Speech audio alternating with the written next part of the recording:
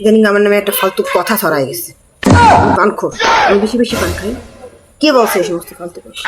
আরে ভাই, পান খাওয়ার ভিতরে সকালে একটা খাই, দুপুরে একটা খাই, রাত্রে একটা খাই, আরে রান্নার আগে একটা খাই, রান্না শেষ হয়ে একটা খাই, কাজ শেষে একটা খাই, কাজ হয়ে যাওয়ার পরে একটা খাই, মানুষজন আসলে একটা খাই, না আসলে একটা খাই। পান খাইলাম কেন সেই চিন্তা করি, কিন্তু ঝগড়া যদি বাঁধে তখন একটা পান খাই। আজকে সারাদিনও ঝগড়া কেন বাঁধাতে পারলাম না সেই চিন্তা করে একটা পান খাই।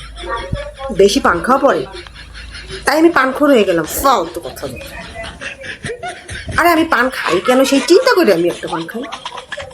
কোথায় পাইছি শুনি, ভালো লাগে না। কে বলছে আমি পান ঘিন্না ধরে গেছে পানের প্রতি।